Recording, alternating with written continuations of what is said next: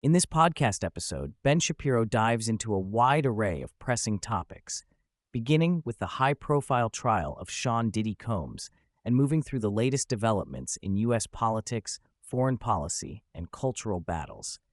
The episode offers a detailed analysis of the trial verdict, the ongoing legislative negotiations over the so-called Big Beautiful Bill, and the shifting dynamics within the Democratic Party, among other issues. The episode opens with a thorough breakdown of the verdict in the trial of Sean Diddy Combs, who faced multiple serious federal charges, including racketeering conspiracy under the RICO Act, sex trafficking by force, fraud, or coercion, and transportation to engage in prostitution. The jury acquitted Combs on the most severe charges, including the RICO count and sex trafficking by force or coercion related to his former girlfriend Cassie Ventura and an anonymous woman known as Jane. However, he was found guilty on 2 counts related to transportation to engage in prostitution, which carry a maximum sentence of up to 10 years, though Shapiro suggests the likely prison time will be less than 2 years.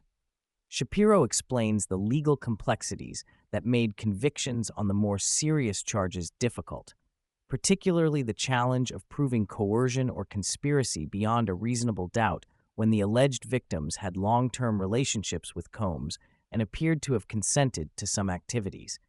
The defense argued that the prosecution overreached, criminalizing a lifestyle rather than proving criminal enterprise, and highlighted inconsistencies such as the lack of co-conspirators being prosecuted alongside Combs. The jury's decision reflects these difficulties, and Shapiro contends that while Combs is morally reprehensible, the criminal law's reliance on consent as a standard limits its reach in such cases. The episode also touches on the racial and gender dynamics surrounding the trial, noting that the prosecution team was composed entirely of white women, while the jury was racially diverse. Some commentators have suggested this influenced the verdict, but Shapiro disputes this interpretation, emphasizing the evidentiary challenges rather than racial bias. The verdict is seen by some as a setback for victims of sexual abuse, potentially deterring others from coming forward. But Shapiro maintains that the jury's decision was legally sound given the evidence presented. Shapiro then shifts focus to the ongoing political drama surrounding the Big Beautiful Bill, a major legislative package currently navigating the Senate and House. The Senate version, championed by Majority Leader John Thune, includes deeper spending cuts, longer-lasting tax cuts, and a steeper debt ceiling increase compared to the House bill. The bill's passage in the Senate was narrowly secured, with Vice President Kamala Harris breaking a tie, but the House remains divided, with several Republicans threatening to oppose the bill.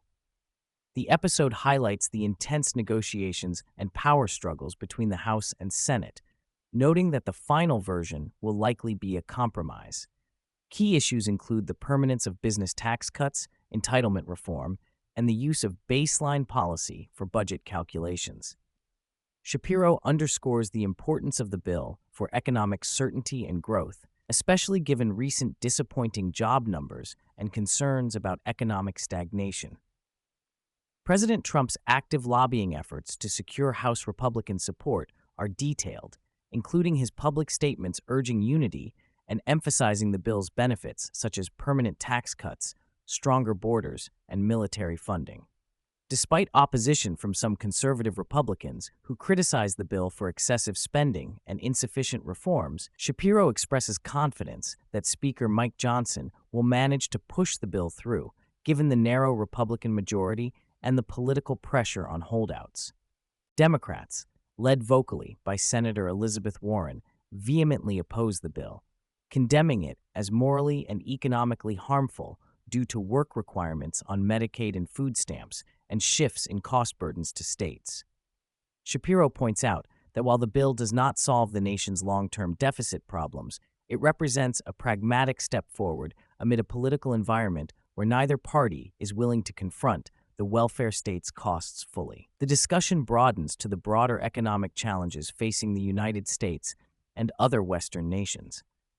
Shapiro draws parallels to the recent fiscal crisis in the United Kingdom, where the Labour government's abandonment of welfare cuts led to a sharp sell-off in government bonds and a decline in the pound's value. This episode serves as a cautionary tale about the unsustainability of current welfare spending levels amid weak economic growth and aging populations. Shapiro notes that the U.S. faces similar demographic challenges, with a fertility rate below replacement level and reliance on immigration to sustain population growth. He warns that without significant economic growth or major reforms, the country risks inflation, higher taxes, or austerity measures in the future. The Big, Beautiful Bill, while important, is insufficient to address these systemic issues, which require more substantial policy changes.